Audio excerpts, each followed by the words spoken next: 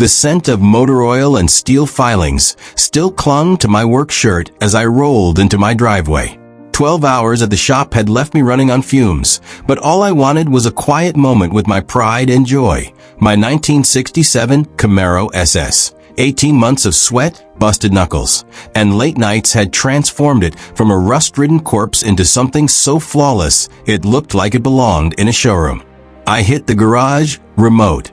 The door creaked open, revealing chrome bright enough to blind and paint so rich you could almost drown in it. That's when my night derailed. Somebody call 911. He's stealing my car. I turned toward the voice and saw my HOA president, Brenda, storming across the lawn like a pit bull off its leash. Phone pressed to her ear. Yes, there's a black man stealing my car right now. Send everyone. The wail of sirens was already echoing from blocks away. She'd called the cops before even speaking to me. I was standing in my own driveway, keys in hand, in front of my own car, and somehow I was about to be arrested for theft. What would you do if your neighbor sicked the police on you in your own driveway? Drop a flag emoji in the comments and tell me where you're watching from. Let's see how far this madness spreads. My name's Marcus, and I'm a third-generation mechanic. My granddad taught my dad taught me, and we've been fixing cars in this town for over 6 decades. Last spring, after my marriage ended thanks to my ex suddenly deciding grease under fingernails wasn't attractive, I took what little I had left and bought a modest home in Willowbrook Estates, a neat middle-class HOA neighborhood where the lawns were perfect, the mailboxes matched, and, according to the realtor, everyone keeps to themselves. That Camaro wasn't a midlife crisis. I found her at an estate sale, a gutted, rust-eaten relic that most people would have paid to have towed away. But I saw what she could be. $3,200 later, she was mine. From there, my weekends became a ritual of resurrection. Swapping in a fresh 350 small block, rebuilding a turbo 400 transmission, overhauling the suspension.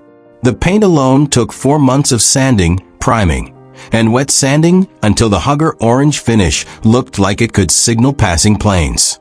I documented everything, every bolt, gasket, and bead of sweat, in a thick 3-ring binder for insurance purposes, complete with photos.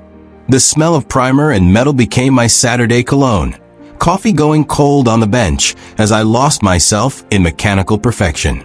Then came Brenda Wilson, the HOA's self-appointed queen.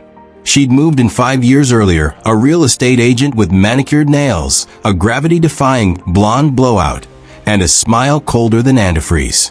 She'd been HOA president for 3 years, unopposed because no sane person wanted the job. Her favorite hobby? Weaponizing rules. Trash cans out a few minutes late? Fine.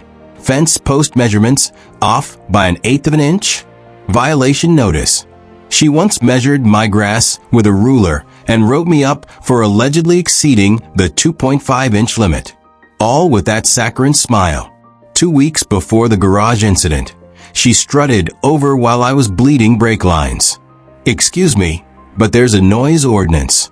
No power tools after 6. I wiped my hands, staying polite. Actually, the city allows hobby work until 9. I can show you the code. Her smile frosted over. Well, we'll see about that. This kind of industrial activity affects property values. She said industrial activity, like I was running a meth lab instead of restoring a classic. The day things truly blew up started with her monthly pool party. Saturday morning, her backyard filled with HOA wives sipping mimosas and fake laughing at each other's vacation photos. Then I heard it. Her voice slicing through the chatter. Oh, that's my new Camaro. Bought it from a dealer in Phoenix. 45 grand, but worth it. They're shipping it next week. I froze, socket wrench slipping from my hand. She was holding up photos on her phone, pictures of a Camaro identical to mine, soaking in the ooze, and Oz like she'd personally built the internal combustion engine. Later that afternoon, I took my baby out for brake fluid. The engine's deep rumble rolled through the streets like distant thunder. When I returned, Brenda stood in her driveway, arms crossed, eyes locked on my car like a hawk about to strike. That night, I'm betting she scoured the internet, constructing her own fantasy, convincing herself I had somehow stolen the car she bought. By the next morning, she wasn't just an annoying neighbor. She was a Karen on a mission. By Saturday evening, my quiet night was shattered by flashing red and blue. 2 patrol cars screeched to a stop in front of my house like they were pulling up to a bank robbery. 4 officers jumped out, all business. The lead, a seasoned guy named Rodriguez, had the calm, steady eyes of someone who'd seen every variety of neighbor drama. His younger partner, Morgan, looked like he benched police cruisers for fun. "Evening, sir," Rodriguez said, one hand resting casually on his belt. "We got a call about a stolen vehicle at this address." I blinked at him. "A stolen vehicle? This is my car in my driveway with my keys. That's like saying I stole my own couch." Before I could explain further, Brenda materialized like a bad magic trick, phone still in her hand. "That's him. That's the car thief. I just bought that Camaro yesterday for $45,000. The smell of warm exhaust lingered in the air as I fought the urge to laugh. My dad always taught me, stay calm, let the facts speak louder than emotion. "Officers, I can prove ownership right now." I pulled up the photo album on my phone, 18 months of progress shots. From the rusted shell I'd bought to the shining masterpiece in my garage. Rodriguez's expression shifted from suspicion to curiosity as he swiped through pictures of me welding, sanding, installing the engine, and reupholstering the seats. "You do this for a living?" he asked, zooming in on the engine bay. "Family trade. My grandfather would have whacked me with a wrench if I'd done sloppy work." Meanwhile, Brenda shoved a handful of glossy prints into Morgan's hands. "Here. These are the dealer's photos." He flipped through them without much enthusiasm. "Ma'am, these look like generic stock pictures. No VIN numbers, no paperwork. Do you have a bill of sale?" "It's being processed," she stammered. "Classic cars take time."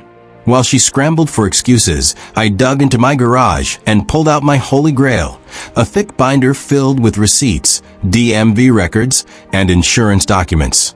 "Here's my registration," I said, handing Rodriguez the page with my name, address, matching VIN, and date of purchase from a year and a half ago. "Here's my insurance policy. And this," I slid out a worn piece of yellow legal paper, "is the original bill of sale. Handwritten. Signed by the previous owner's widow." Rodriguez studied it like it belonged in a museum.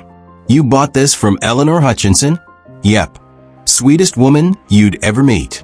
Maybe promise to show her the finished car." The air went dead silent except for a sprinkler clicking away 2 houses down. Morgan shut his notebook. "Ma'am, he's got a full chain of ownership here. What you have are internet printouts." Rodriguez's voice turned firm.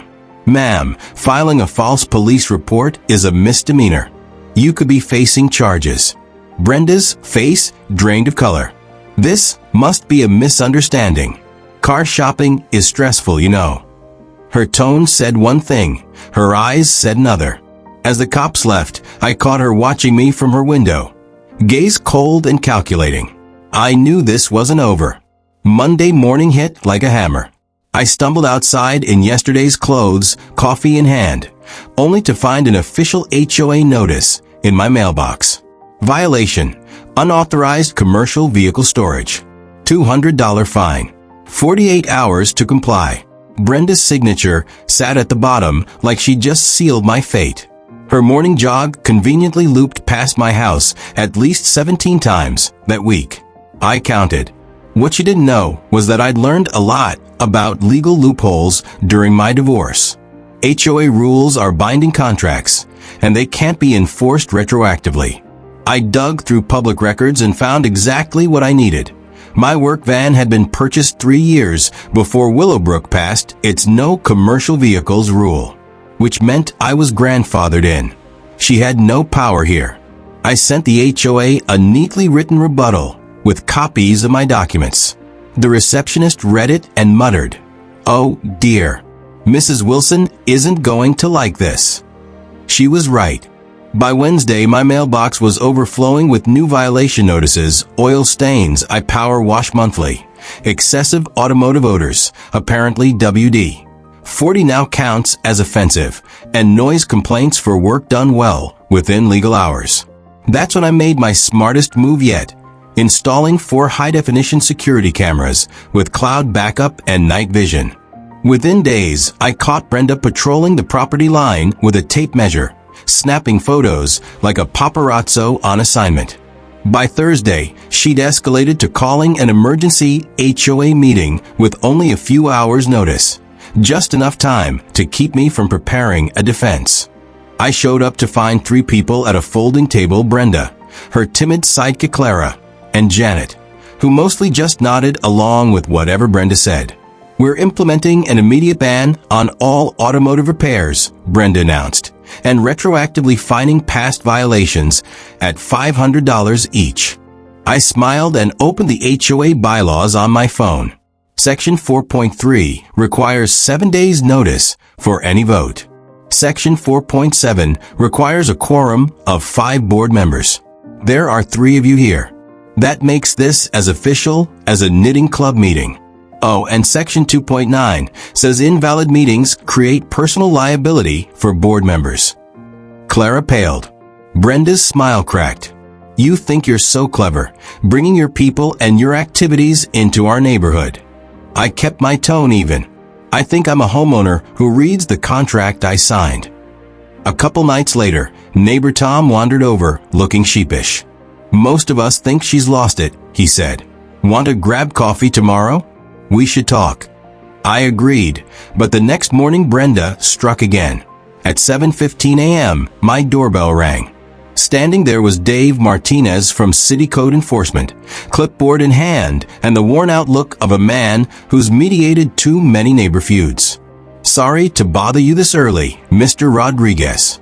Got an anonymous tip about unlicensed commercial auto repair. Mind if I take a look? Be my guest. I led him into my garage. The morning sun caught the polished chrome of my Camaro and the neatly arranged tools on my pegboard.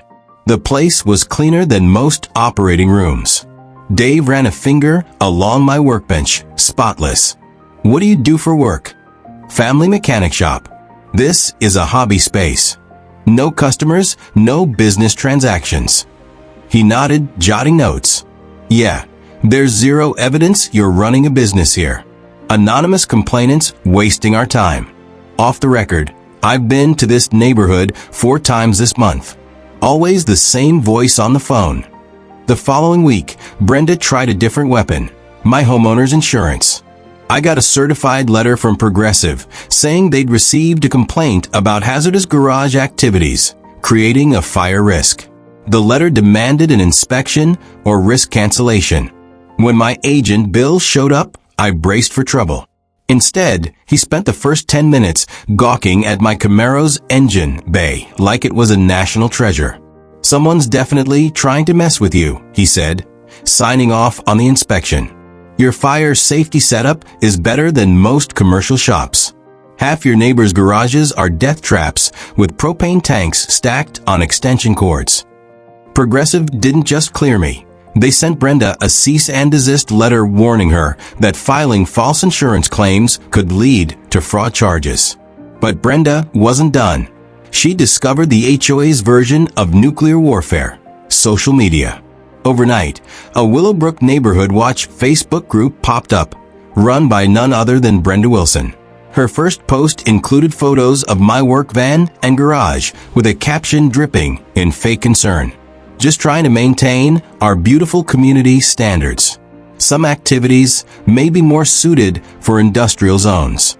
Thoughts? Tom showed me the screenshots over coffee. 23 people joined in the first hour. The comments are wild. And they were. The thread quickly turned into a digital boxing ring.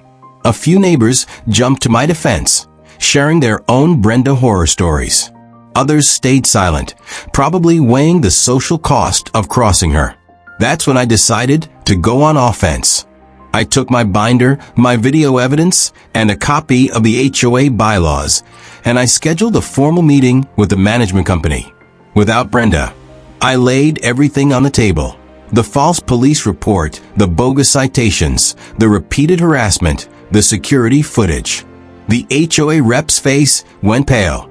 This is a massive liability issue for us. Within a week, I received an official letter. All fines and violations against me were rescinded. Brenda was formally reprimanded for abuse of authority, and she was removed from her role as HOA president pending a membership vote. When the vote came, it wasn't even close. She was out. Tom stopped by later with 2 beers. "Looks like you won." I looked at my Camaro gleaming in the garage and shook my head. Nah, I just stopped losing. Brenda still lives down the street. We don't speak. But every now and then, I'll catch her walking past, slowing just enough to glare at my car. And me? I just smile, grab my keys, and fire up that V8, letting the rumble remind her that I'm not going anywhere. If you've ever had a neighbor try to make your life miserable, hit that like button and drop your country's flag in the comments. I want to see how far this story travels.